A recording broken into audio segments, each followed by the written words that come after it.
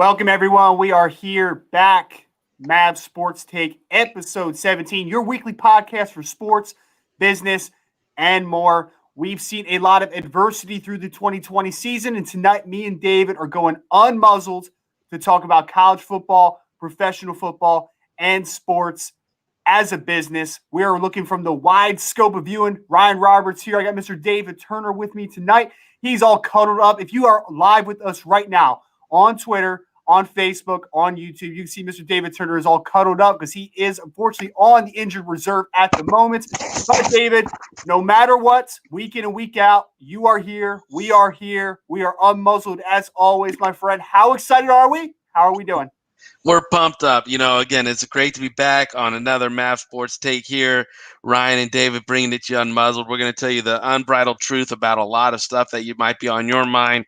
What's going on in college football, pro football, and in the business of football all the way, or sports actually all the way around. So we're excited for tonight. Just Ryan and I, no guests, just getting after it. Just a terrible twosome that we are going to let you all know how it is. I am on the couch tonight. Legs up, propped, trying to keep the pain away. But, we'll get through this one and, just take me up, coach. I'm in. David's a warrior. On the gridiron, off the gridiron, in on the film couch. room, on the couch, wherever it is, David Turner is ready to go, as you can see. We appreciate everybody for tuning in with us again. If you are live with us, we go live every Tuesday night, 8:30 Eastern Time. The podcast will be released on your favorite podcast platform at 12 o'clock Eastern Time on Wednesdays. Thank you all. And as always, if you are with us for the first time, we take live questions all night, baby. So pump them in to the chat, and we will be we'll be sure to cover it at some point. We also have our little mailbag section at the end where we'll get to some live questions. So anytime, any points, throw it into the chat. We would love to discuss with you folks. So usually the format of this show goes, we'll have an interview. We don't have an interview tonight. We'll maybe do some pickups. We're not doing that tonight either. You know what we're doing? We're getting down to the nitty-gritty of the sports world, of the NFL and college football worlds specifically. Before we do, have you ever wondered how the salary cap works and how some teams are better at playing the salary cap than others? Come join us at Friday Night Scout School this Friday to learn how to manage and operate under the cap, as you can't pay everyone. So join us at Friday night to learn about the salary cap. Whether you're a player, agent, or coach, you should tune in to educate yourself how teams look at the cap. That is Friday Night Scout School this Friday, 9 o'clock Eastern Time. David, I don't want to let the cat out of the bag too much on the seminar, what they're going to get ultimately out of that.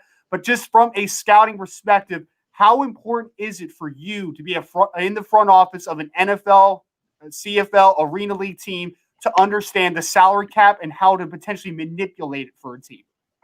Well, it's a key strategy. I mean, in any league that has a cap and you're operating on the cap, because you can't pay everyone, so you have to know how to percentage it. You have to know what other teams are using as markers in the cap. So when you're up and you're negotiating against a certain team, against even a free agency, if you don't know how to use the salary cap properly, you'll possibly overpay. You'll get suckered into believing someone's going to pay too much when you don't know their salary cap, situation. All sorts of little things that come into play, and there's a lot of little tricks of the trade here. So for Friday night, we're going to go into a few little models, a few little things, talk about a few specific teams in general to see why they're so good at it and why they are successful in the salary cap model, whereas other teams constantly seem to fail and they wind up with a lot of dead cap money space where they're paying these players a bunch of money, but they're not getting production out of them. Awesome. And again, Friday night, 9 o'clock Eastern Time. Make sure to sign up today at NFLDraftBible.com. We're getting into some college football news. We're getting into some NFL news. It's almost like a recap show to a degree because we're talking about the hot issues in college football that have plagued the season, the NFL season. There's a lot of issues that people have been working through during the COVID pandemic and everything that is brought with it, difficulties. We want to talk about a few of those things. And we're going to put our fortune teller hats on, I guess. We're going to get our crystal balls out. We're going to try to predict maybe a little bit of the future here. What is the next step for a lot of these inconsistencies and difficulties. So first and foremost, we're going to college football. We're going to talk about the cancellation of games that we've seen week in and week out, and conferences are restructuring now. I just talked about today on Locked On Irish that due to some some scheduling conflicts, 2 weeks from now, Notre Dame was scheduled to have a makeup game against Wake Forest. Some of those games are completely canceled. So Notre Dame has already clinched the ACC championship game without even playing in 2 weeks against Wake Forest. We see week in and week out the Big Ten having to cancel games, the SEC having to cancel some games, ACC, all these conferences are canceling games. The Big Ten and Pac-12 were very reluctant to even play football. So was the MAC. The FCS and Division II levels, they're like, no, we're pushing everything to the spring. There is a whole lot of scheduling that's been happening, and it's been quick. We saw BYU. They're like, oh, BYU, play Cal this weekend, right? Like such a quick turnaround and all these scheduling issues. David, let's take it off from this perspective. I didn't even mention the All-Star game format getting completely shook, right? With the East West Shrine game getting canceled and NFLPA Bowl going full virtual. Is the College Gridiron Showcase the number 2 college All-Star game this year after the Senior Bowl? Like it might be. Who knows? But we're looking at all these. My question is, how do you think that college football has handled everything going on, the scheduling issues, amongst all the insanity? What do you think they've done a good job is basically what I'm asking here. I think that college football is a shit show, and it's absolutely complete debauchery of what it could have been if there was a NC2A governing board that would have taken control and said, listen, this is what we're going to do. Everybody's going to get on the same page in this situation. But by allowing each individual conference to kind of set their own rules and do their own thing, it's created a complete mess. And now you have teams like, Ohio State might not play enough games to be bowl eligible or whatever to be in the college playoff system. Now they would have to redo the whole system formatting to make sure that Ohio State gets in because they're one of the premier teams, and they got to have them in or ratings are going to go down, and and it just becomes, again, it was mismanaged from the very beginning, and we see the ripple effects of that mismanagement continue through even now the later stages of some of these seasons. By not thinking things all the way through, not only like how to handle bowl season, not only how to handle playoffs and things like that, but not only like let's take it a layer further, peel back it even further, by granting every single senior an extra, or every single person in college football an extra year of eligibility. That ripple effect is going to be 3 to 4 years down the line on recruiting, and it's going to affect the next 3 to 4 recruiting cycles, because all these kids have an ability to stay in school longer, finish out a degree, and their scholarships are still valid. So now, usually, most players get 4 years to go. They can take a redshirt year. That's 5. If they get injured, they get a 6-year. Well, now they have an automatic 6-year. So you have players that can actually stay in school longer. And yes, you're going to still see juniors come out that want to come out, that have the talent to come out. But let's talk about that 6 years or 5th-year senior that's like, well, if I stay an extra year, I can finish out my graduate degree. It's on scholarship. I know I'm not going to go to the pros and play, so why not stick it out and get this degree for free and finish getting it done. So there's so many layers that I don't think the NC2A thought about when they started making these rules and doing things. They just kind of went with maybe the most popular thing that they could sell in a press conference without really thinking about all the repercussions all the way through the system. And I don't think college football has handled, all the outbreaks and everything 100% great. I know Rick would disagree with me and others would disagree with me.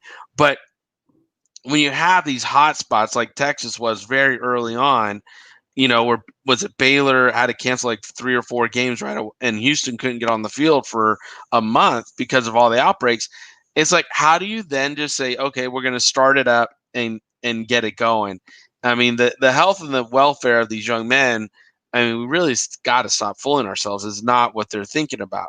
It's about the profitability of a sport on the field, and they mask it under a collegiate format so they don't have to pay the players. So, it's for me, it's absolutely just a travesty of what they're trying to pull off in underneath this cloud of scholarships and things, when that's really not. I mean, all they care about is getting the games on film on TV to pay for school, which again, as a business, that's been their business model. It's been lucrative for so many years that's what they were coupled into. And look, if they get the vaccine's effective as they're saying, and we could probably get back to that model next year. But for this year, I truly feel it was an epic fail. Yeah, and I agree. I would agree more. I know Rick is kind of a pushback on like the professional level, but I would 100% agree as far as college football is concerned. They've mismanaged a lot of things. Like we saw the Big Ten and Pac-12 not want to play, right? And then they basically got pushed to wanting to play, right? Like the higher ups, the leadership is like, we're not playing college football, and then a lot of the players have that pushback, specifically in the Big Ten. I think of that petition that's going around, and they're basically running the business of if we're going to pay, if we're going to play. And I think there was a lot of mishandlings, to say the least. And we've seen a lot of opt-outs in effect to that before the season, during the season. And this is from a scouting perspective now, David, because I want to take us there, because it's not even just like, oh, we can throw all these guys into a bucket and say they're all the opt-out guys, so we need to like take it for, like, we had different layers of opting out, right? Before the season, Micah Parsons from Penn State decides, when all the craziness is happening, right? He's like, I'm good. Jamar Chase from LSU, I'm cool. Tyler Shelvin from LSU, I'm fine. I don't need to play football this year, right? Like, and I didn't blame him. I couldn't blame any of them. So let's take this from a scouting perspective now, David. A junior that is now draft eligible, that has had maybe 2 great years of tape, but now is missing that 3rd year, and maybe he's only 20 years old, and there's a little bit more of a projection. How much of a risk is a player like that taking? And from a scouting perspective, are you knocking a player for only having 1 to 2 years on tape and not being to the level that you would like to see physically coming out of college now? I think this year you cannot, like any business decision, right, Brian or Ryan, you can't make a business decision on emotion. You have to take the emotion out of it. And this year, with the shortened seasons, the very little tape that's being exposed for everybody to digest and look at, you better know you're in the top 150 if you're a junior and coming out. If you're not in the top 150 and you're a junior, you need to go back. And that's just the reality of it. I mean, I would say that every year, but if you're that scenario you just said, a 20-year-old who, has played 2 good years, if you can't guarantee you're in the top 150, top 3 rounds of this year's NFL draft, you need to go back.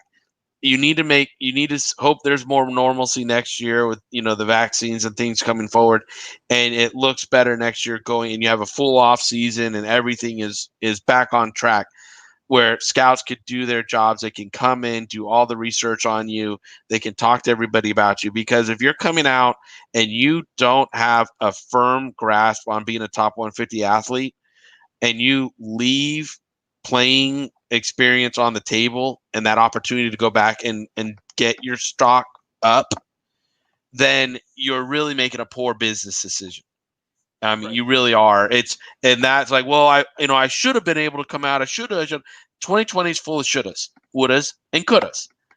But don't leave this woulda, coulda on your table where you could go back and improve your draft stock. I mean, the reality of this situation for a lot of these young men that are thinking about coming out is go back. Right. It's too much of an uncertain year. Even seniors that were rewarded this extra year should think about it. They should think about it. They should really spend 10 days after the season, tune everybody out, get who their core is around them, their parents, their whoever their core is.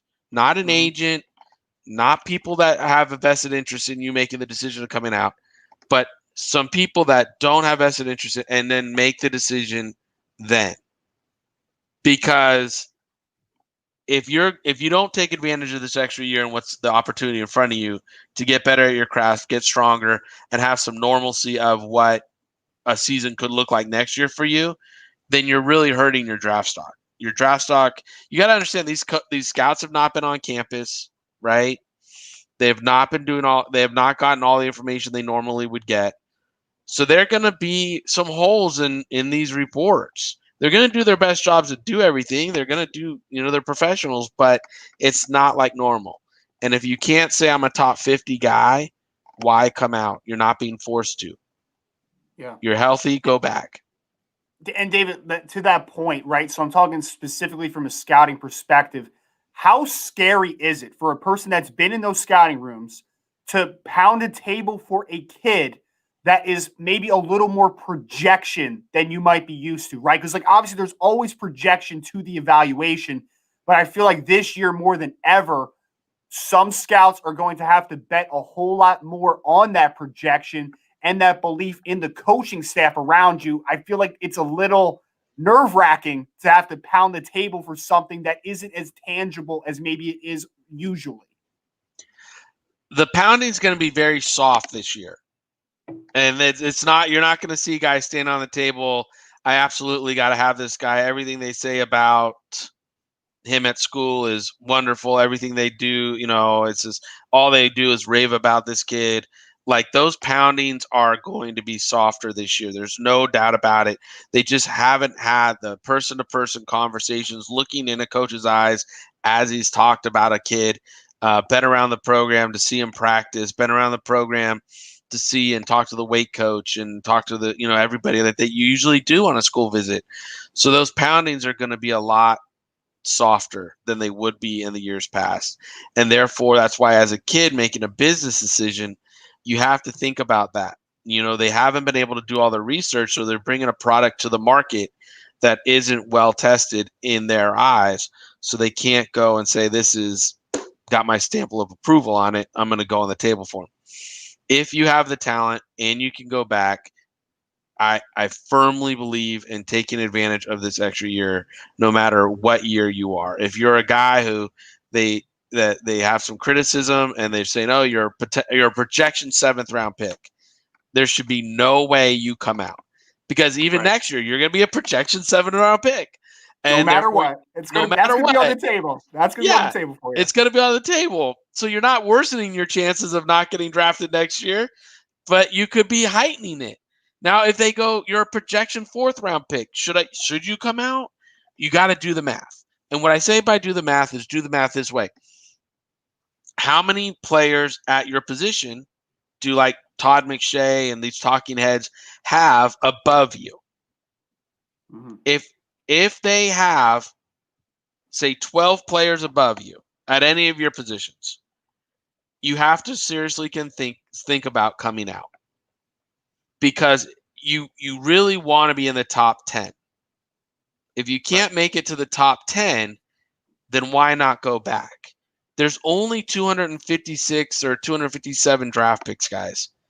So what I'm saying is, if you're not in that top 150 and you're the bottom end of that lower 100, why would you go back? Why wouldn't you take an opportunity of going back and improving your draft stock to crack it? Because here's the thing, you're not getting any worse, so you're still going to be in the bottom 100 next year. If you don't get any better, you're going to be in the bottom one. You're not going to get worse, so you're going to be in the bottom 100. You can only do what's better for you and get better. And that's just being a scout talking to you kids right now, right here, parents and everybody, listen up. If you're the bottom 100, you can only do better by yourself by going back. Mm-hmm. And that's some free advice from a person that's been in those shoes, that's been in the background, that's been in the front office for 18 years professionally. So I would advise any player or parent, like David said, decision maker in a young man's life that's during that process, to take that. And if you want a further evaluation, go to Maverick Sports Consulting and get that scouting report done, right? See what an former NFL scout thinks of your game. Submit your paperwork to the NFL advisory board after the season. Get the right people around you. I have people that I have players all the time, David, that message me and they just say, what do you think of me? Right? And I'll tell them what I think if I've seen them. And I'll be honest with them. But I'll also say, but you also have to consider, hey, this year's class, it might be this at your position group, right? Kind of like what you were just saying. You want to be in that top 10. Like, hey, this year's linebacker group is phenomenal. So if you're not to that level this year, take the advantage. Even if I like your game, that doesn't necessarily mean that, one, the NFL talking heads that David's talking about, those are the ones that really matter in that conversation. But two, I can't project you against the class because I can tell you this class is great. I think you're very good. I might even have this round grade on you potentially, but that is a raw grade. That's not saying you're going to be drafted in the third round because I have a third round grade on you. What's the quality of this linebacker group? Some guys might get pushed back. It's just the reality of the situation. So I feel like there's a lot of things to understand and consider, and that's going to take me in to the next group because I said that there were layers to these opt-outs, right? Yep. So the next opt-outs I want to talk about, Paris Ford from Pittsburgh, Samuel Cosby from Texas as a couple examples, guys that have chosen to opt it out during the season. I think this is the smartest group. I think this is absolutely the smartest group. They got their film. They got their 2021 NFL draft, 2020 college season game tape, University of Texas, Pittsburgh. They weren't having the season they want. They're like, I have my 6 or 7 games or whatever it is now. I'm done. I did what I had promised. I'm sure they probably had a conversation with their coaches before the season if they were going to even opt out before the year. But they got their games. And for me, David, and I want to hear your opinion on this, that's the smartest group in this opt-out situation for me.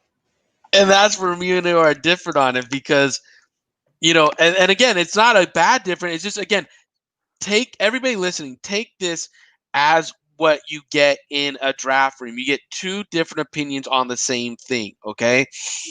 Either one of us could be right. It's just how we're going to be in the draft room debating it, okay? Ryan sees it as a smart decision. I think it's a quitter's mentality because you have the team. Oh, don't do that. That's so old-fashioned, David. Don't do that. Again, that's like the old man on the couch with a broken foot. Twitterverse. Like, that's what you sound listen, like Twitterverse. It's a quitter's mentality because you went into the season knowing you were going to have to face adversity, knowing that this was going to be in its way. You knew that this was coming, and then you told the team, you can count on me, and that I'm going to be here. I'm going to show up, coach. I'm going to be there for you. And then once you got what you needed, you quit, and you went home. Now, it's not, to me, it's not the same as not playing in a bowl game because for me, in a bowl game, you've done everything through the course of your career, and you're protecting your advantage in your investment for yourself in the bowl game. Is there going to be bowl games this year, though? Is there going to be bowl games? Hold on. But I'm saying, I'm listening. I'm saying mentality wise, I see those like when Christian McCaffrey sat out. I didn't mark him down for it because I'm like, you know what, you're protecting your investment at this point. Do what you got to do for you. You've given the university, all you got for the years you were there.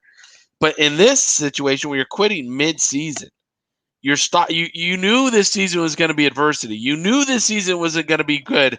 I mean, there was nothing pre-season that said this was going to be an awesome year for anybody involved. And you still decided to show up and say, Coach, you can count on me. Now you quit halfway through the season because it's not going your way. That's just honestly, that's not a mature mentality for me. And as an evaluator, as a decision maker that I've been, if I had a kid that played all year and I had a kid that quit halfway through the year and they were neck and neck in grades, the kid that played the whole year out would be my guy. The other kid, I would let him go somewhere else and be somebody else's headache.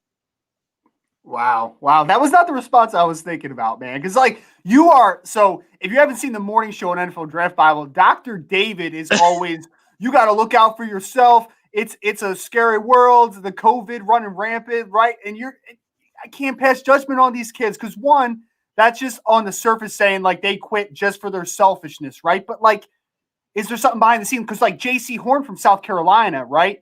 He's had a string of COVID cases that has ran through his family recently So that was part of the deal. And then his head coach got fired. I feel like it's just there's a lot more under the surface maybe than we're seeing for some guys. That's all I'm saying. Every story is individual. Every story is individual, Ryan. You're right. And every story would have to be taken and researched why their decision was it is. But I'm saying on the surface, just looking on the surface and a surface view from it, for me, is like these are guys that got what they needed, selfishly got what they needed, and then bounced out. And that's not the mentality. Because in any NFL season, there's going to be adversity. I mean, look how many teams, like right now, the NFC West or NFC East. I mean, the Giants are leading with 4 wins. How easy could their players have cashed it in when they only had 1 win? Now, Joe and the team over there, the coaching staff over there, has gotten them to win 3 in a row, and they're leading the NFC East. Like it or don't like it, one of those teams is going to the playoffs, and right now the G-men are on the roll, and it could wind up being them by the end of the year. And hey, let's just be honest, they could go there with 6 wins and be 10 losses and be the division winner and go to the playoffs, okay? It's a likelihood. If you look at all the NFC East schedules coming up, I'm not surprised if it's a 5 or 6 game win team that takes that whole division and goes to the playoffs. And then you got teams like the Bears that went 5-1, and now they're like 5-6 or 5-6, something like that. And they're probably going to end up getting fired. So it's just what it is, and that's why I'm saying, like, the adversity hits, you got to know your locker room is behind you, and on the surface, the kids that are taking this opportunity to opt out mid-season are showing on the surface, a selfish character. Okay, that's fair enough. Multiple perspectives. Like David said, it's an individual by individual base. I want to touch base on the last subgroup of this conversation, right? Sure. So a lot of small school kids, their season got pushed to the spring. Yes. We talked about the Division II kids, the FCS kids, football championship subdivision kids. So they had a decision, right? So if they play in the spring with the January 18th deadline still intact, if they're going to play in the spring, you're not in the 2021 NFL draft, which is a little unfair, in my opinion. I understand why they're sticking to it, because that's a really tough turnaround. We've talked about that a bunch. That transition from playing and then only a couple months later you're playing in the NFL and a training camp potentially. Like, I get why they are staying packed to that January 18th deadline. So now there's some kids who have opted out of their spring season in order to prepare for the season. And these are smaller school players, okay? So I'm talking about guys like Chris Garrett from Concordia, who I know John talked about a little bit on the morning show one time. He had 36.5 sacks in 3 years at Concordia and 15 forced fumbles. Talented football player, absolutely. But he's an undersized Division II kid. And then a guy like Juwan Hardy, who I like, is a Tiffin running back who averaged 8 yards a carry last year, over 1,500 yards, really tough, physical, low center of gravity runner. But now these kids those two specifically are Division II kids. We had Spencer Brown that was on a couple weeks ago, the Northern Iowa kid, who opted out of the season, but he, had a 3rd round grade from Blesto going into the year. He's going to the Senior Bowl. So his decision's a little differently than from those guys. But David, we already talked about it a little bit about taking that opportunity. These Division II kids, like, are they going to get an all-star invite? Are they going to go to the combine? I feel like that's a very nearsighted decision, and probably a decision, like you said, probably don't have the absolutely right people around them to give them the best perspective on whether they should return or not. And again, this is last year, I think in our draft analysis after the draft, our post-draft analysis, we saw only 6 FCS kids get drafted. And I believe the year before there was 16 or something like that. And that it was in the teens. It was something like that. It was in the teens. It was there. So, you saw a major drop off, and it's not a place where the NFL is showing that they're shopping for a great deal. So I think any of those smaller school kids really should have taken the opportunity to go back to school, play, and not opt out, because it's too big of a stretch that you're going to get drafted, in a normal year, to say you're one of the top 16 FCS or Division II school kids that are going to get. And then in last year when we saw, here's a factor. I don't know if the Hula Bowl's playing. I don't know. I haven't seen an update from the Hula Bowl. I think they are playing. Okay, I haven't seen updates, so we'll see what goes on there. The Gridiron Classic is going, from what I understand, Yep. and the Senior Bowl is going. Yep. So let's just say there's two. We'll say Hawaii says no, you're not playing. Local people out there like no, you're not playing. So if there's only two places to get verified measurables and guarantee that you are going to get verified measurables and seen, and you're a smaller school kid, how do you get this? How do you think you're going to generate hype, generate interest in yourself for your draft stock to go up?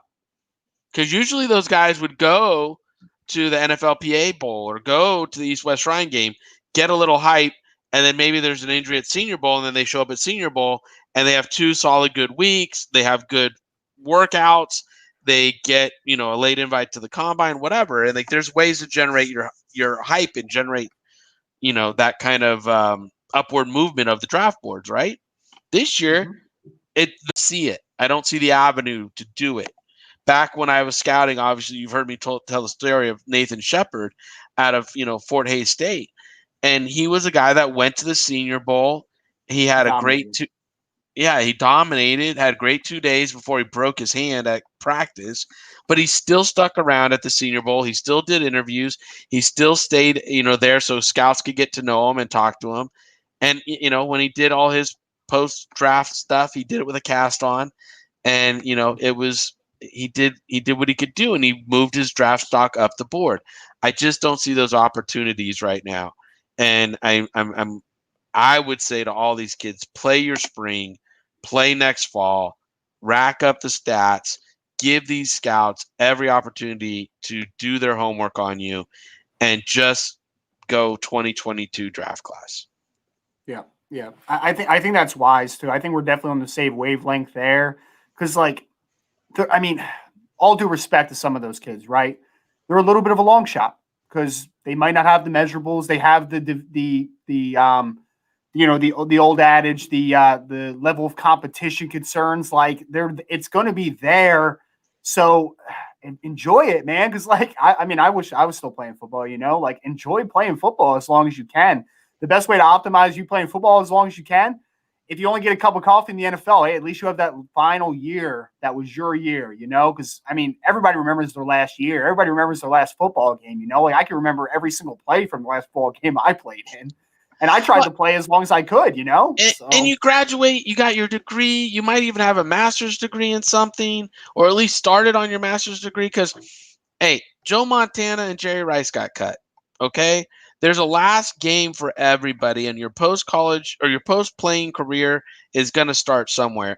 And the more you prepare for it while you're in college, the better you're set up for success once you get done, whatever it is. So when it's your last Pro Bowl appearance or, your last college game, having your education and all the pieces of paper you can collect while you're there. And if they're paying for it because you're on scholarship, good God, do it. Be a smart business decision person right now and recognize setting yourself up for success isn't just for success in the NFL. It's setting yourself up for success after you're done playing and making sure you can maximize your opportunities when you're done playing. And having all these degrees and things set up right now where they will pay for it is a smart business decision for you in the long run. Absolutely, absolutely. So we have a couple other topics we want to talk briefly on for college football. We wanted to spend a whole lot of time with the opt-out situation because we're coming from a scouting perspective a little bit there. So we definitely wanted to take a lot of time there. Couple teams that have really been struggling this year, dealing with a lot of opt-outs, a lot of unfortunate situations. We're talking about Penn State, who just got their first victory, now 1-5. They beat Michigan. Anytime you beat Michigan, you're good in my book. So I'm a fan of Penn State right now. But Ryan has a bumper sticker that says, my favorite team is Notre Dame and anybody playing Michigan. Hey, where's the patch? There it is. There's the ND. If you're live with us right now, you see the ND, baby. I wear it loud and proud on this show. Locked on Irish every day. Come tune into your favorite podcast provider. It's a great show. Promise. It's a wonderful show. But yes, I'm not biased. I'm just the host, but it was a wonderful show. Hey, it was a slight plug there. It was a very easy plug too. Okay? All you want. It's a great show. It's a great show. Me and Joe DeLeon, we do a great job. If I do say so myself, Joe does a great job. I'm along for the ride. So, Locked On Irish talking about, you can understand my disdain. I don't know the word. Disdain. You have disdain for Michigan, yes. I have disdain for the University of Michigan. So they lost to Penn State. Penn State got up on the victory. Before the year, Penn State suffered the opt-out of Micah Parsons. We already touched on a little bit. Who's fantastic. Who is fantastic. The best defensive player in the draft, in my opinion. This guy could be Pat Willis, Ray Lewis. I mean, this kid's fantastic.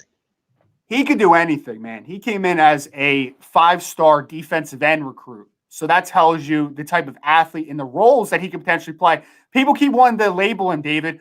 Is he a 3-4 outside linebacker? Is he a middle linebacker? Is he a dude, he is a dynamic second-level defender. If you want to slap a label on him, fine. He's a Sam backer that can play some under fronts. Like that, put him on ball at times. I don't care, dude. But now I know is I can do so many things with a Micah Parsons. Sorry, little tangent there. So they lost Micah Parsons before the season, and then Journey Brown, of course, unfortunately, they found the heart condition that he had while testing for everything going on. So unfortunately, he had to retire from football. So your second best offensive player, Pat Fryermuth might have something to say about that, but probably your most dynamic offensive player, Journey Brown, not in the season. And then your absolute best football player on both sides of the ball and the face of your defense, Micah Parsons, before the season. So obviously Penn State's a little behind the 8 ball. And they came out and they look terrible. They've had some injuries at running back outside of Journey Brown. It has not been a good day for Penn State, except for Michigan. So, hey, there's that. LSU is the other one. We expected this one. At least I expected this one, right? They lost 20 of 22 starters or something like that. Like, I understand it's LSU. They recruit. They're going to be fine eventually. But, like, that's a whole lot of turnover in one season, man. Like, that is insane. I've never heard of that before. Like, 20. Yeah. I knew as soon as Odell Beckham started dabbing them up with, hundreds after the national championship game, there was something that was going to happen there anyway. Some opt-outs had to happen there. Some early declarations had to happen. So early declarations. Early declaration. Yes. Yeah. They just took the money early and they were out of here. It's all good. So those are the two teams that are really struggling. LSU, man, bad. They look bad. They have a couple of nice players like they always will. Jacoby Stevens, safety / linebacker, a little bit of a hybrid player. They got the Terrace Marshall Jr., who actually just opted out as well. The wide receiver had a big-time season for LSU. But a couple of teams that have really been suffering huge losses, and I think that they're just a couple examples here of how COVID has affected some people in the short term. I'm sure they'll be fine in the long term, but just a couple of quick examples there for you of the aftermath of what has been the pandemic and cancellation of football games, opt-outs. Like, it's just been an entire mess. One thing that I want to touch on, bowl games, right? What's the best tradition in football, in college football? The bowl game season, baby. Like, I remember that commercial that used to play, right? It had like the Christmas music in the background and highlighting the bowl season. Like, that was the best time of the year. David, are there going to be bowl games this year? Do you have an answer to that? I don't. I mean, you like, this is part of the crystal ball start of the show, right? Like, this is where we're rubbing the crystal ball, forecasting, and like we touched on a little bit earlier with the Ohio State not even knowing if they'll be eligible because they don't know if they played enough games and that whole scenario, and then how do the Pac-12 have eligible bowl game teams with them starting late, and now they're canceling a lot of games. And as you said, they're trying to schedule games on the fly, week in and week out, just to maybe meet these criterias that would make them bowl eligible and stuff. It's such a patchwork quilt. Is that what they're called or whatever? It's just like patchwork. Yeah, patchwork quilt. Let's call it shit show. Shit show. That works. Shit show. It's a shit show. It's a mess. It's an absolute mess of trying to figure it out. I mean, my best guess is that you might have like 4 or 5 bowl games, and it might be 6, and that's gonna be it. And at the end of the day, with COVID spiking, look at what just happened in Santa Clara County. The local government said we are canceling any kind of contact sports in our county, which forced the Niners to leave and Stanford to leave to go play their games. They are out of it. I mean, the Niners are coming down here to Arizona. They're going to play their next 2 games. I think it's in Glendale. The schedule permits them to be in Glendale playing. And then Stanford, I don't remember. I can't recall where they're going, but they're getting out of. They got to get out of California too to play their games. So how does the Rose Bowl be played? How's the granddaddy of them all get played if the local government isn't allowing other things to happen and stuff? So, right now we're seeing with these record numbers of COVID going up, and if they continue to spike after the Christmas season and get even worse, will we see bowl games? I think it's going to be very hard to pull off bowl games.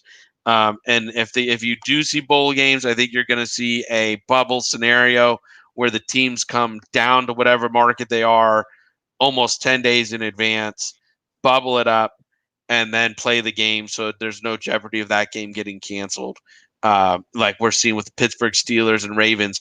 I mean, the dang thing's been pushed back, almost freaking 10 days now to get it played. Gross. Yeah, but yeah, Denver can play without a quarterback.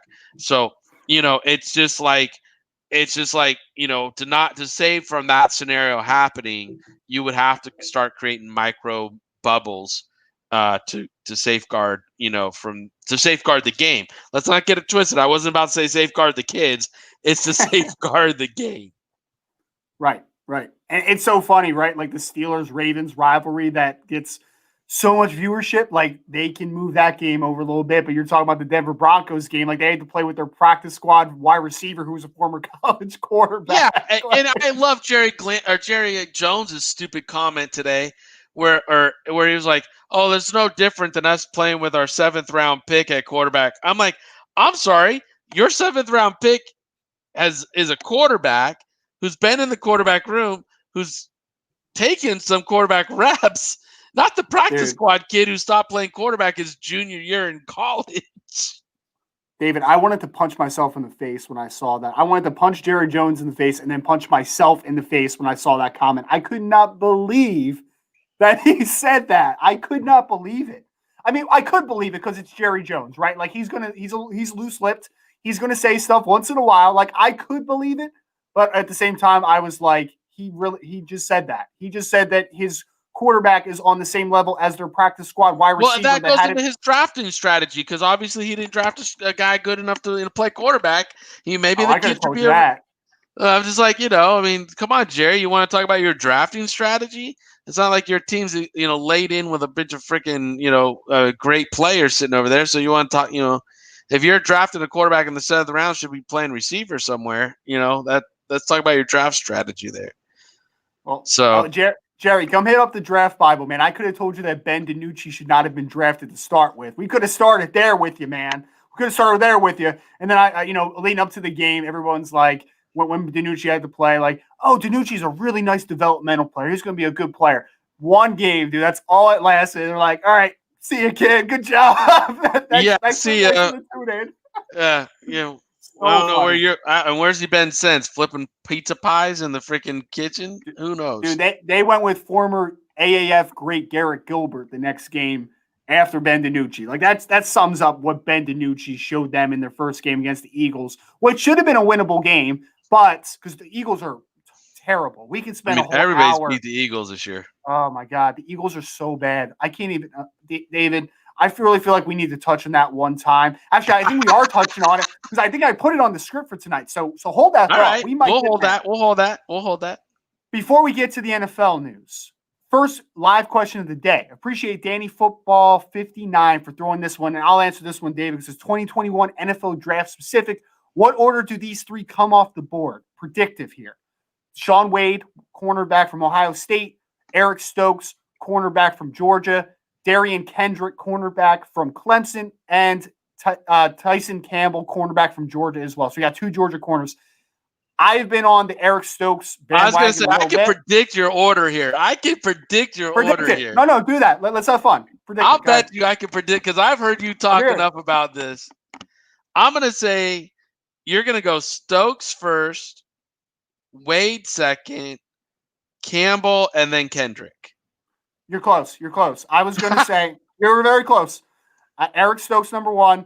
I'm still going to go with Shaun Wade. I know Shaun Wade's had some struggles with Ohio State this year, but he's still talented, man. Like I could see him getting it turned around.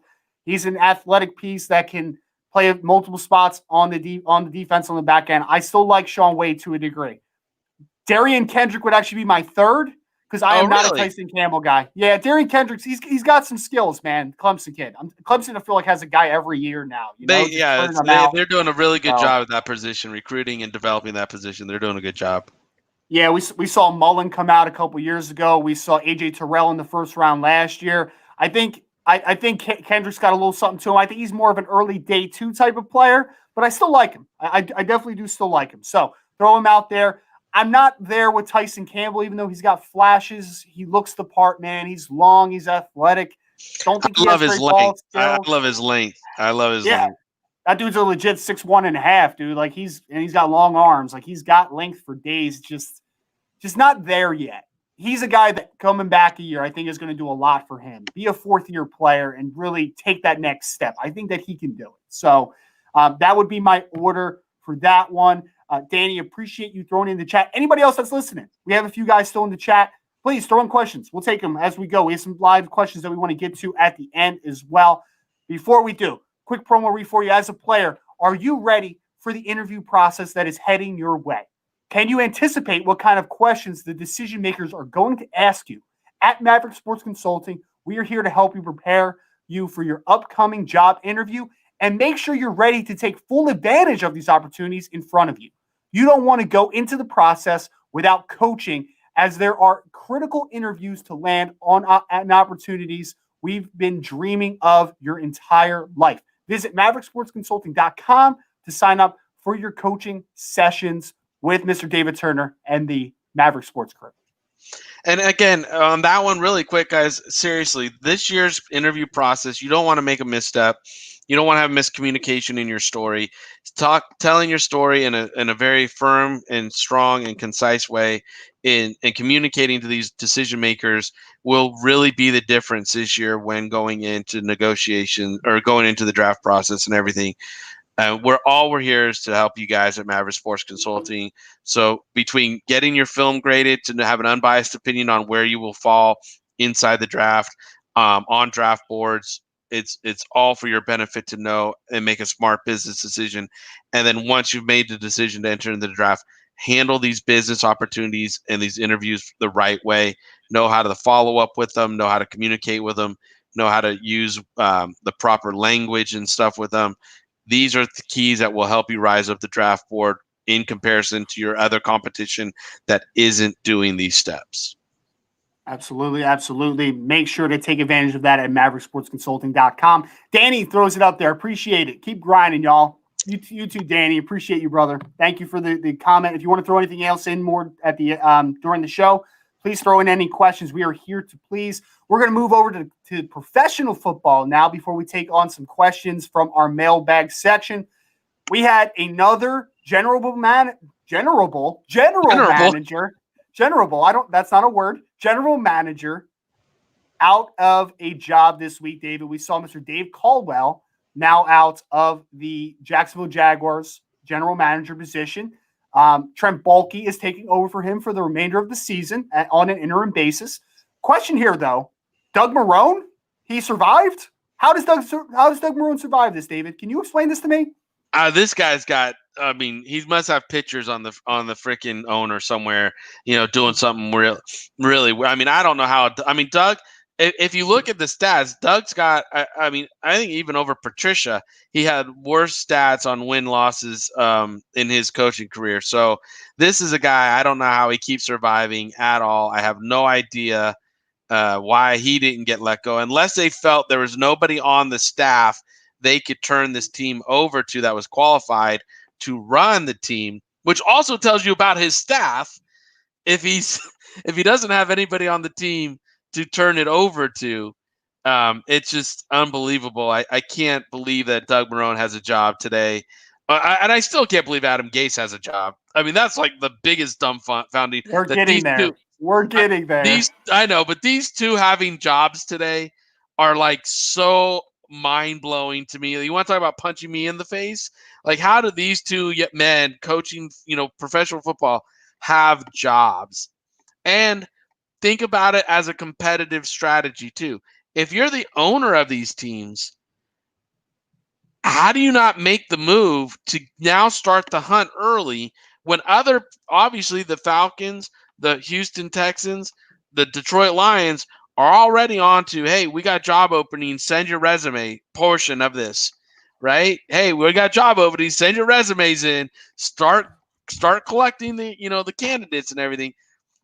Let Marone go, let Gase go, let's go Jets, let's go Jags, let's get on the proper way of going forth into the offseason because you guys are going to be in the top 5 draft picks, if not in the top 2. Yep. And we're going to get to Gase in a second. I think one thing that's going to be talked about, though, a little bit, and this is from a coaching perspective and a general manager perspective, David, so we can take it from either lens. Doug Marone's going to be out at some point for Jacksonville this year. I would be very shocked if he was not.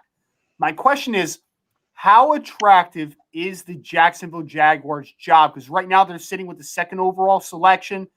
Justin Fields could be on the horizon, the Ohio State quarterback. They have a ton of cap room. For you, is Jacksonville a desirable job as a team builder and as a potential head coaching candidate? I think it was Rick this morning and the boys talking about this on the morning show. And I disagreed with them because I think Jacksonville is a very attractive landing spot for several reasons. First off, if you get the right, and again, it depends on hires, but if you get the right head coach and you get the right general manager in there, Jacksonville is a very nice city to live in. I mean, it's got some great environments like to raise kids in. It's good. It's in Florida, so there's no state income tax. I mean, Sure. there's some stuff that's very desirable.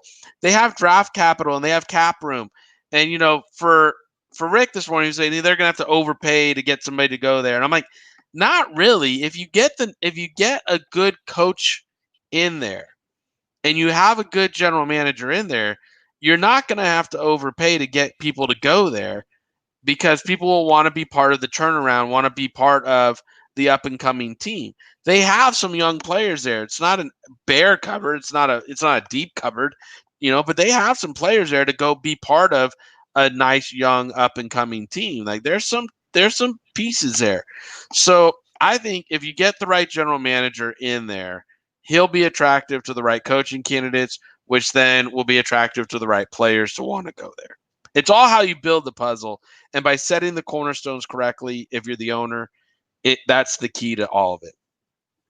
Yeah, and so I completely agree. And I'm more on it being a great destination if I was a general manager, because I think that they have draft capital that they can use. They're in a solid landing spot to get a franchise quarterback potentially with the 2nd overall pick. They have some cap room to throw around. Like, even if you have to overpay a couple guys to come, like, you still have that. You have that availability to do that if you so choose. Head coaching, I think it's not a great roster. I think they have some pieces defensively.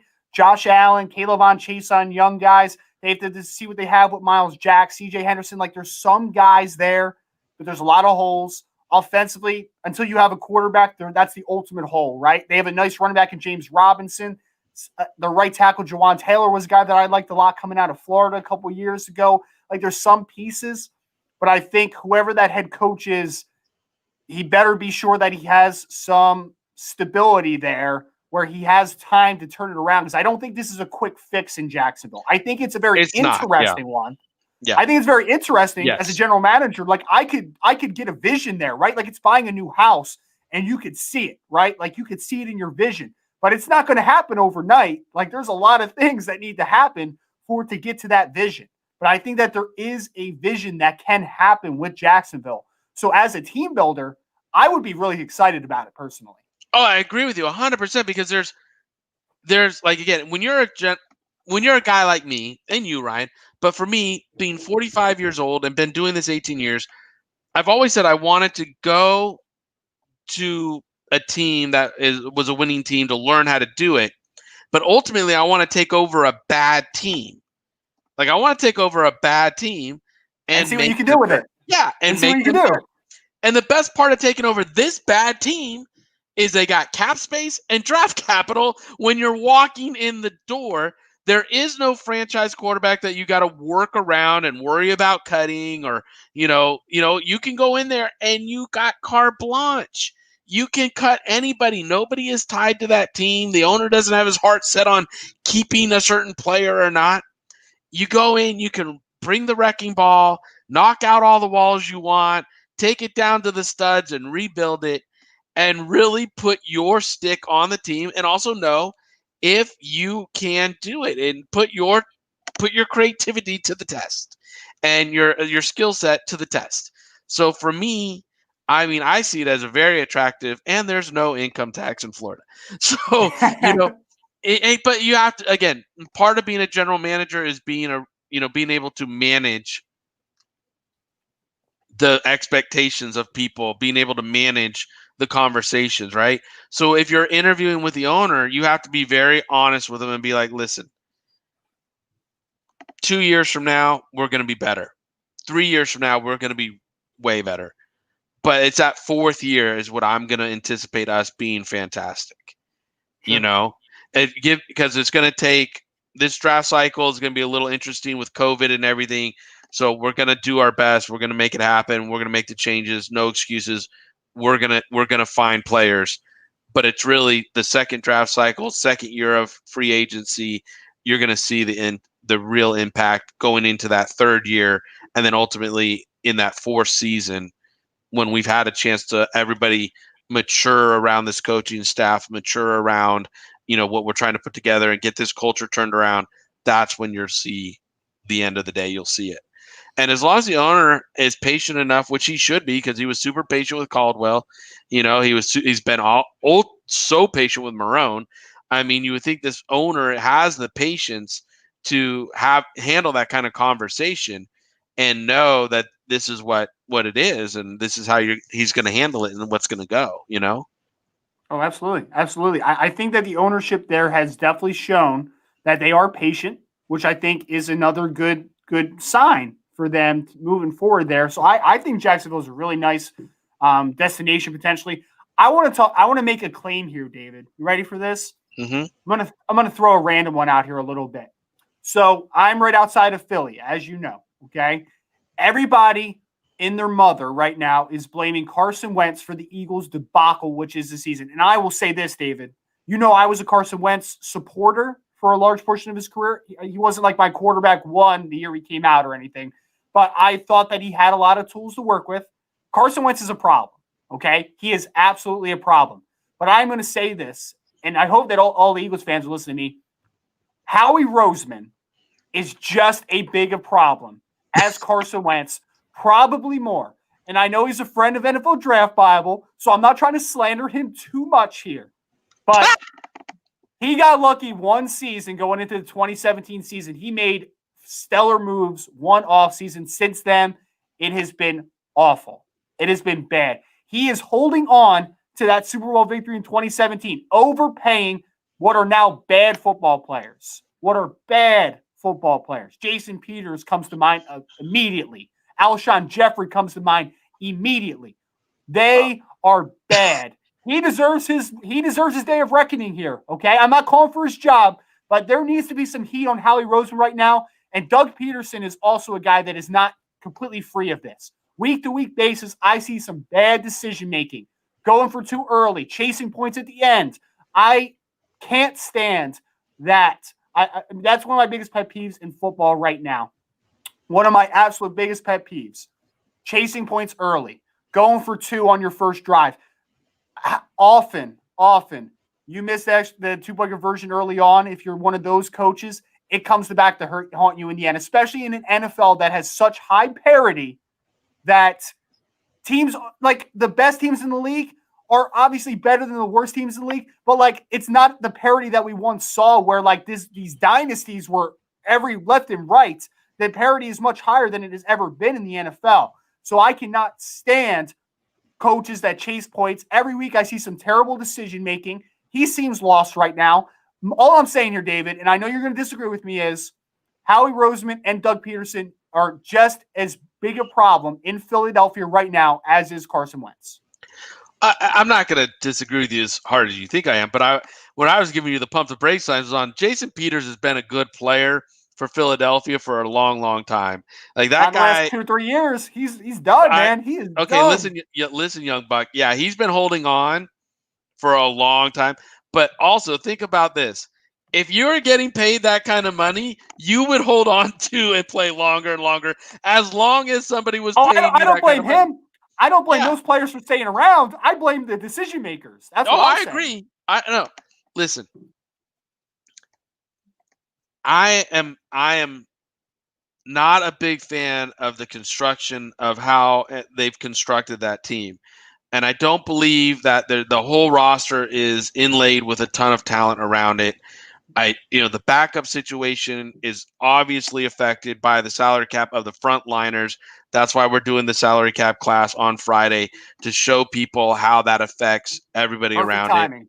Yeah, Perfect timing. it's just like to show you guys, listen, when you're paying your frontliners this much, there's going to be a drop off to your backliners, your second tier guys, and it's going to be a talent thing. It's just the way it is because you can't pay them enough to get them to where you want them to be, as high as you want them to be. So therefore, it's just going to be affected. So, we're going to go through that Friday night. Come join us. Just buy the class for the night if you want, or the season pass. It's up to you. But I think it would be fun for anybody who's interested in learning these kind of moves and what affects them to come learn that night. That being said, the Eagles, Carson, I've never been a Carson Wentz fan. You can go back to when he came out. I was not a Carson Wentz fan, so I'm not, it's just not who I am. Is he the sole reason they suck? No, not at all. That offensive line last night was not giving them any time whatsoever. Doug Marrone doesn't look like he knows which way is up. His play calling was sporadic. It was in and out. So, the defensive coordinator dialed up a great game plan for them last night. They held the Eagles, or I'm sorry, they held the Seahawks, to 23 points or whatever it was. And they could have probably held them to, more under Moore. They had a really good game, but I mean, their offense was going 3 and out and they were on the field a ton. So 2 fourth and goal stands there, right? So, I mean, Bennett came up big on those 2 plays. It was just, good defense. I'm going to give the defense its credit there, but the offense just looked just so awful there. And again, no, Howie shouldn't duck any of the blame. I mean, he obviously should take the head with steam, but I don't see Howie going anywhere. I don't see, Doug going anywhere. I think they're going to be there, especially with all these. And here's the key: when you're doing the math, you already got 3 teams looking for, or 3 or 4 teams looking for general managers, 3 teams looking for head coaches, and we're talking about Jets and Jacksonville joining those ranks, maybe for head coaches. And we're hearing rumblings about the Bears and maybe Vic Fangio out there in Denver. I don't know if you got that on the script for tonight, but I mean, think about this.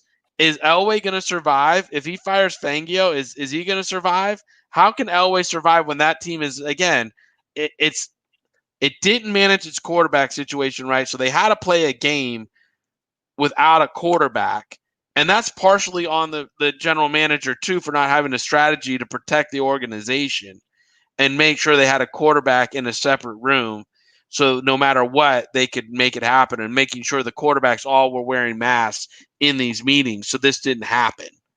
I mean, as a general manager, this is why I'm a big proponent of the general manager topping the org chart for organizations. You got to protect the organization. You can't just think about game to game. You got to think about longevity of it. And to me, that was just a debacle by head coach and general manager not protecting the organization to make sure there was a healthy quarterback to take a rep and throw a pass in a game. You played an NFL game without a quarterback. This isn't high school. What are we doing? So, I mean, and I know you're John Elway. I know you got a gold jacket, and I know all those things. But let's be honest, without Peyton Manning, John Elway has not done crap diddly shit at the team. Crap diddly shit. Yeah, he hasn't done a damn thing there. And they haven't won. I just liked how you phrased it. It was fun. Yeah, crap diddly shit. It rolls right off the tongue, doesn't it? So, and therefore, you're just like, okay, this is awful. and yet we're going to keep him in control and keep him making the play calls and, picking the next head coach. And what head coach number is this for him? I can't even keep up. You know what I mean? Well, no, and that's what I was going to say was Fangio now is the guy that everyone's talking about. Like, oh, maybe he might be out in Denver, and I agree that it's a little ridiculous, right? Like, have we given him the real opportunity here? And He's not had a quarterback. He doesn't have a quarterback. He still doesn't have a quarterback. He still doesn't have a quarterback to develop or to play with. And then his offensive line is Swiss cheese. He's got a couple pieces on defense, but again, he's not coaching with a full array of people that he's going through this year. Von Miller got hurt, week 1? And he was out. So it's not even like his defense has got all the teeth that it would have. But yet we're not gonna talk about Elway's job. We're gonna talk about the coach. And it's I mean, I could argue, and this is a direct reflection on Elway. I could argue that if all their quarterbacks had played during this past game, they still don't have a quarterback. So it's bad. And you're right. He obviously, he signed Peyton Manning. Wow. Very revolutionary to sign a future Hall of Fame quarterback. Like, that's awesome. That was a great signing, obviously, and it brought him a Super Bowl. But what has Elway really done as a general manager to get this long of a leash? I understand. And this is the biggest point, right? David is like, he's a legend there, right? Like, he is Mr. Bronco. Are they going to actually get rid of Mr. Bronco? Like, this is how I feel about the Jim Harbaugh thing in Michigan. He's a Michigan man, right? They probably resign, air quotes, right, before they are let go. You know what I'm saying? Right.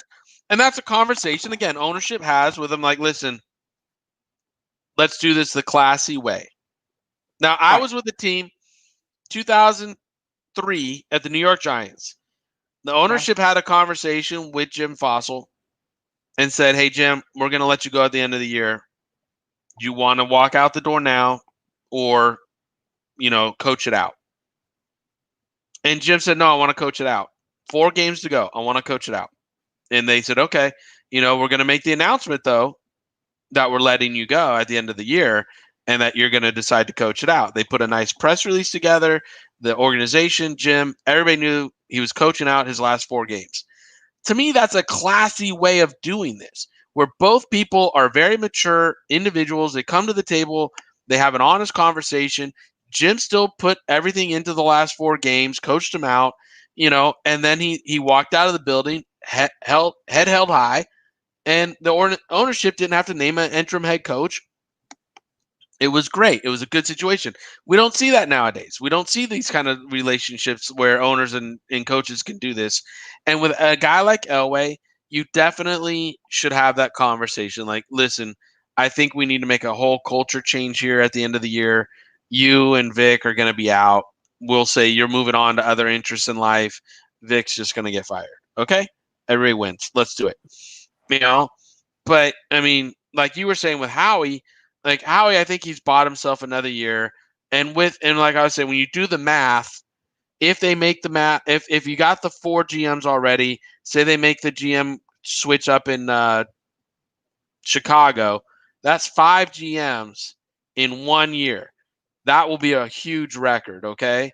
I was about to say that's like pretty that's not a typical thing, right? Like 5 in this off season. 4 is a lot. 4 GMs is a lot of movement. But if you add the Bears to it, and then if you were to add the Broncos to it, like that would be unheard of to see 6 or 7 GMs in a year. You've seen 5 or 6 coaches in a year. Okay, we've seen coaches, but GMs in a year, that's just something that's been unheard of. So, and again, people are looking at the Chargers. Like maybe the Chargers are going to make changes with Lynn. They need to get Lynn out of there, man. All due respect, they need to get him out of there. But that's what I'm saying. Is like there is potential for 7 or 8. Which again, if you get to 8 head coaches, that's a record. If you get to 5 or 6 GMs, that would be a record. 8 head coaches is 25% of the league, right? Like that's 1 out of 4 coaches out of a job in 1 season. That's insanity. That's what I mean. Last year we didn't see any movement really, right? And now this year we're seeing that we could see record movement in front offices. And, for guys like you and I, that's good. But the people that are sitting in jobs right now, that's not so good. So Right. it's terrible to talk about it. But again, we're in a situation right now where people are underperforming in their jobs so bad that these changes are just lingering and looming. I mean, you got places like Carolina that talking about Marty GM moving on and Matt bringing in his own guy to be there. So that could be a GM switch out. I mean, and look at what's happening in Washington. Washington's, I mean, they're going to bring in a guy and give him a personnel title or a GM title over there.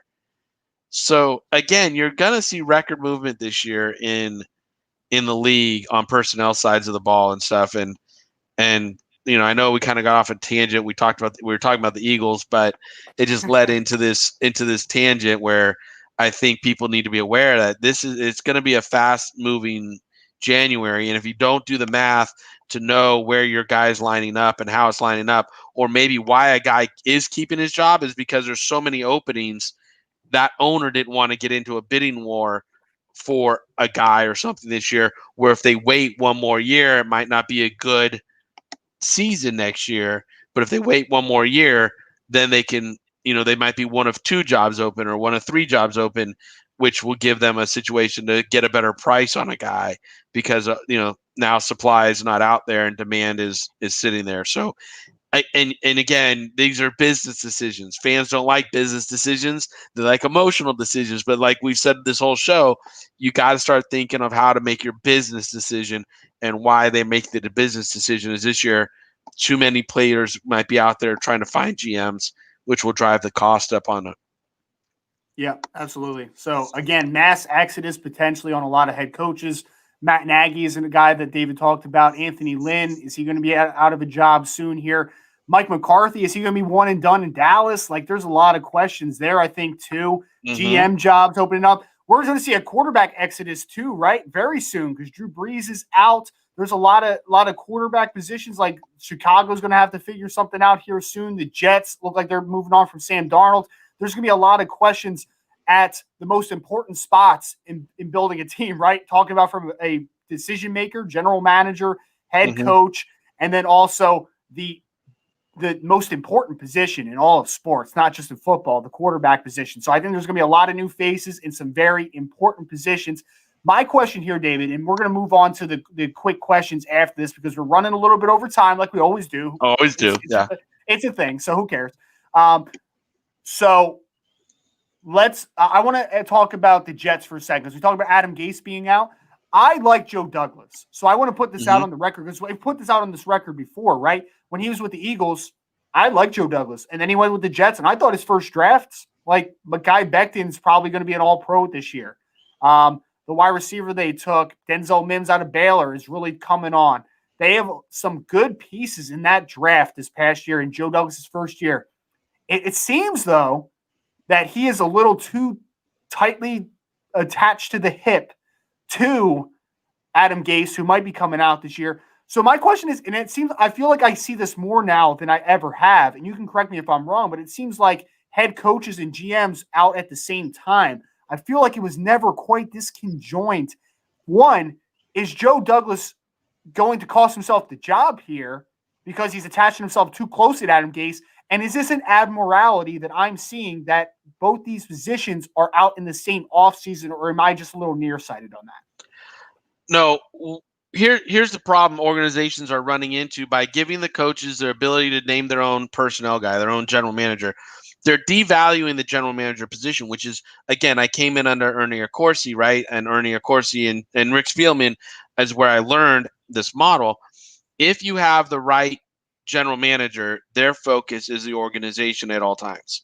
So often you hire the general manager, then the coach.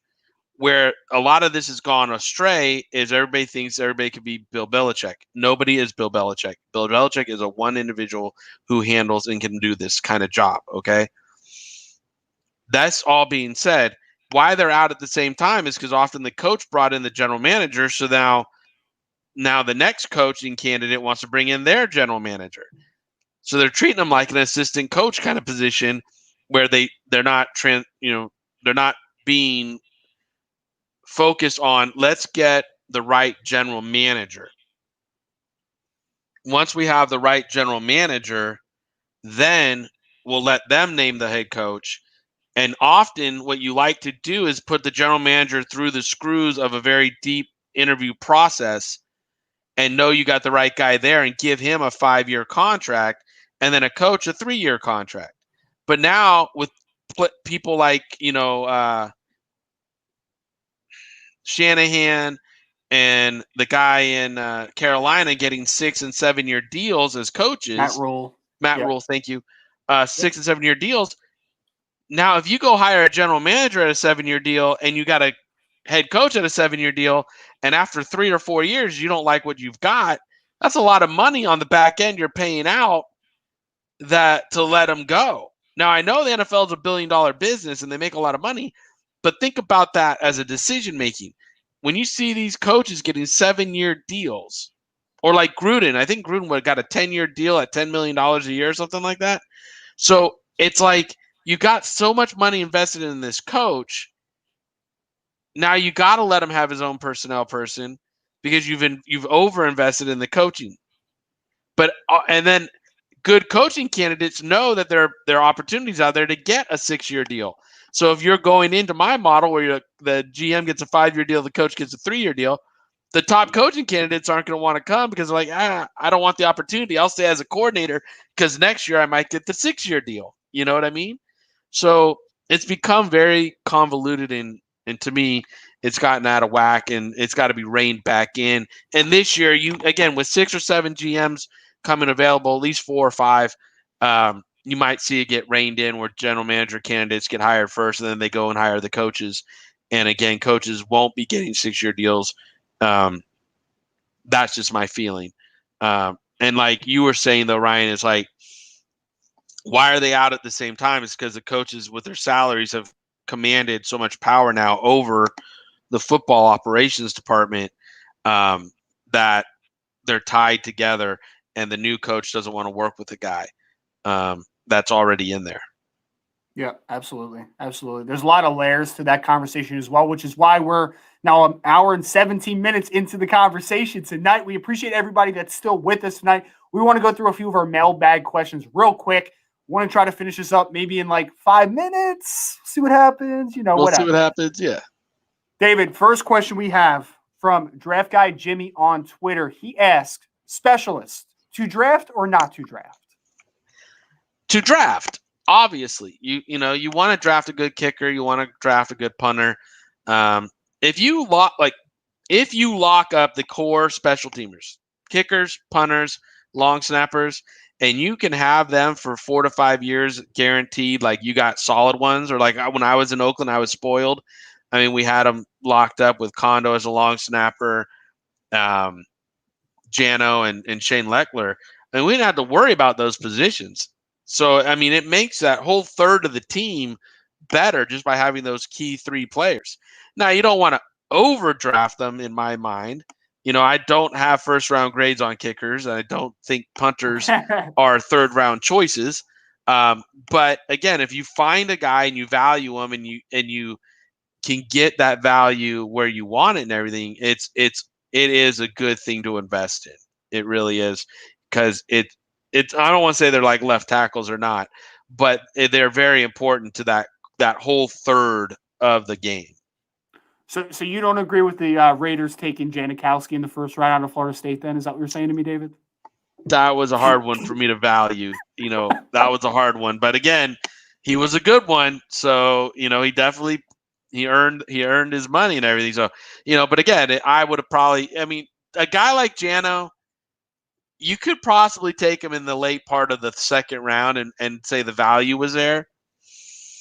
But taking him in the late part of the first round, I just don't know. Probably the strongest leg I've ever seen, to be fair. So I'll give him some credit there. And Raiders just love taking first round specialists. Ray Guy was a first round pick also back in the day. So it's just the Raiders thing, I guess. Whatever. Fine. That's cool. Here's a good question. We actually had a couple of people that asked about the Sam Darnold situation. This was going to the Pay Dirt Profile podcast. Thank you so much for submitting the question. I'm only going to take a little part of it just because we're running out of time here. Sam Darnold. Let's talk about, because it seems like he's out in New York because, hey, it looks like Trevor Lawrence era is about to begin in New York for the Jets. Sam Darnold, what's the best situation for him to fall into? What's the best team outlook if he could choose a franchise to play for that could most maximize his ability? For me, I think the Colts, man. I love that fit. Him with Frank Reich, like I love it. I think that makes so much sense. I really do. I was a Darnold guy, though. I'm going to be very honest. I was maybe a little too high on Darnold, it seems like, for me. But, obviously quarterback is it's like every position, right? Situation dictates success in that situation. Landed with the Jets was not the most advantageous start to his career. But something about Nor that. has it been for any quarterback ever. Right. Browns, Jets, like who's winning in those situations? So for me, I think the Colts, man. Like, I love that fit. I just really do. I think it makes a lot of sense. I think that's a great fit. Like, that's a stable organization, good offensive line, committed to the run game, play action passes is something Sam did really well in college. I think that's that would be a dream for Sam Darnold. If that happened, I think it would be a dream for Sam Darnold. Now, other teams that would fit for Sam, to me, are teams that, think about the Niners. He fits in Shanahan's scheme really well. And the Niners would be a team that he would fit really well in. They're not overly committed to Jimmy G. You got to see. I know everybody's starting to out here on the West are starting to rumbles about Matt Ryan coming out to San Francisco because of their history together. But Sam Darnold would fit in Shanahan's system. He would fit the scheme really well. I think your choice of the Colts is the ideal first, like, number one choice for Sam. Like, yeah, let's go. But outside of that choice, if you don't go to like a team like the Niners, right, you go to a team like Jacksonville or the Bears or somewhere else that's going to be rebuilding from the get-go and from the scratch, you're going to take a lot of heat because you're the quarterback, and they're rebuilding from the ground up. It's a tear down and rebuild. So that's going to be hard. You got to have a really thick layer of skin. If he goes to the Colts, or if he goes to the Niners, those are places where they're not complete rebuilds. You're a piece to their puzzle that actually they need, and it would fit and work well. And like you said, you go to Denver. Denver's a bit of a rebuild, but they need a quarterback. Bears need a quarterback. So, those are teams that definitely need quarterbacks. I'll give you another one. Maybe might have to sit on the bench for a year. Steelers. I think the Steelers will be a good. He's not a vertical passing guy. I don't like that, man. Why? He's got. Oh man, he could push the ball. Hey, Big Ben has really changed his game this year. He's not pushing the ball downfield at all this season. I know, but I think ultimately the Steelers want to get back to Steeler ball, and I think they'll go for a stronger arm quarterback. To put that year of development in. I like Sam. Don't get me wrong. I think slinging Sammy Darnold. Come on, man. No, I can't support that one. You hit it out of the park with the Colts one, but I can't support the Steeler one. I can't do that. Okay. All right. Fair enough. David agrees with me most of the time, and he's a smart man. Now it's not so much. It's fine. It's good. All right. We have some questions here. Let's just get to maybe one or two more. There's been a big thing on Twitter recently where a lot of people are. So, David, I don't know how firmly you've been following along with this. So, Penei Sewell, the offensive tackle at Oregon, he chose to opt out before the season as well. He was another one of those guys. And I'll be very honest, David, he played last year as a true sophomore at 19 years old. He's only going to be 20 years old when he's drafted. This kid is phenomenal. I'm telling you. Probably the best offensive tackle that I've evaluated. No hyperbole intended. Excellent. 6'5 plus, 325, long arms, super athletic. He's got that Samoan strength to him, man. Like, there is so much to like. I saw a comparison to Anthony Munoz. I hate comparing guys to future to Hall of Fame players. So I'm going to push back on that a little bit, but like when you look at him just from a physical perspective, like it makes a lot of sense, man. Like there's a lot there. And now there's a big push that people are saying NFL might not like him as much as the general media or draft Twitter likes him. Okay, so that makes sense with you. That makes sense, right? Well, I'm going to push back on this one because I think that the NFL does like him, and I think that I love the kid. I would draft him top 3 overall if I, was in an okay standing quarterback wise. That would be the first non-quarterback off the board for me over Micah Parsons, even though I love Micah Parsons. That would be my guy. Now, the question here is, who's the best offensive tackle, best offensive lineman drafted after Penei Sewell? And this is going to be our last question for tonight because we don't have a ton of time left. My guy would be, so offensive guards, centers usually get pushed down a little bit. Centers not as much as offensive guards. They usually fall a little bit. Offensive tackles rise.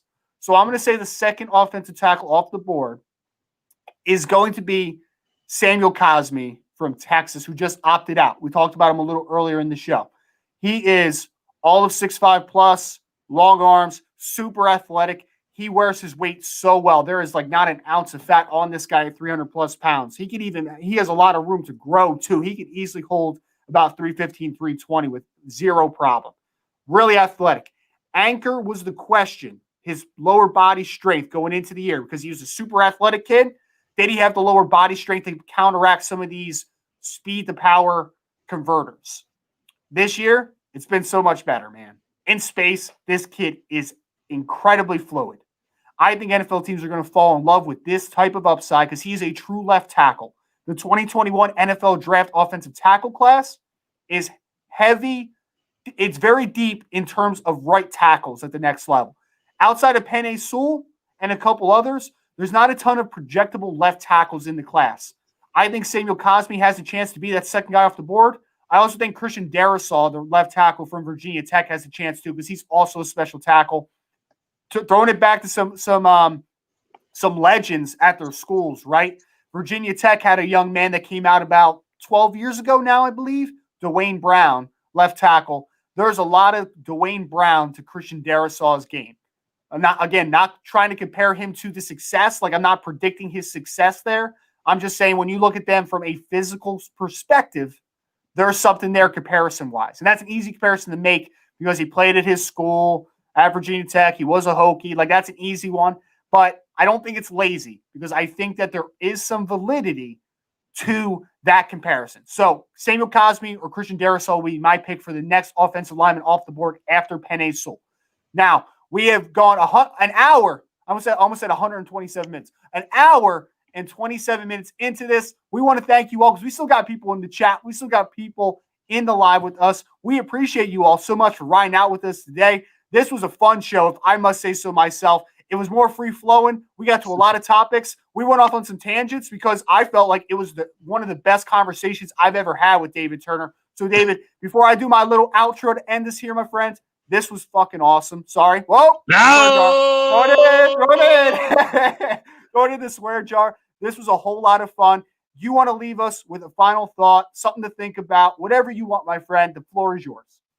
I just want to say thanks, Ryan. I mean, I love doing the show with you each and every week. And like the times when we don't have guests and it's just you and I talking ball, it's so enjoyable. And we do often, these are our longest shows because it's just two guys who, we have differs in opinion a lot, but what's good is to bring that to the audience so they can see what professionals inside the buildings are actually talking about. We're not always lined up 100% the same. And these are the discussions behind the scenes that people don't get to see. And these are the discussions that people should get to know about and hear that, the opinions aren't going to line up all the same way in any building, in any room. And therefore, that's why it's so different when decisions are made. But this is what we're going through in this day and age. And with college football and pro football and everything is that, there's going to be a lot of uncertainty and adversity coming our way through this off season and getting into the draft cycle. And in the next 6-7 weeks, there's going to be teams with new general managers, new head coaches, new quarterbacks. It's going to be a very turbulent off season that we're about to experience in college sports and in pro sports. I think there's going to be teams like Michigan, like Penn State, changing over coaches, and making switches. So strap it on, put your chin strap on tight, because it's about to get very turbulent here in both pro and college sports. Well, we should be thankful because we're going to have plenty to talk about in the coming weeks, to say the least. A couple coming months. Can't wait. A lot of good stuff all along the horizon. If you're talking for Maverick Sports Consulting, obviously David has a lot of great things happening over there with the company. Friday Night Scout School, Maverick Sports Take. We have so much great content and great talking points to discuss with you all. Also, NFL Draft Bible, where I'm the director of scouting. We have a big announcement that's coming out hopefully in the next couple of days. I've been so excited for the last few weeks, wanted to put it out there. Unfortunately, I'm not allowed at the moment, but we appreciate you all for coming along with this ride again. Make sure you like, share, and follow us. Give us a rating. Give us a review on Apple Podcasts. We really appreciate it. You can find this on any podcast platform that you choose, that you use. You can also follow us on Twitter at Rise and Draft, at Mav_sports, Instagram, LinkedIn, and Facebook. Thank you all so much for joining us again tonight. We'll catch you next week, same time, same place on Maverick Sports Take.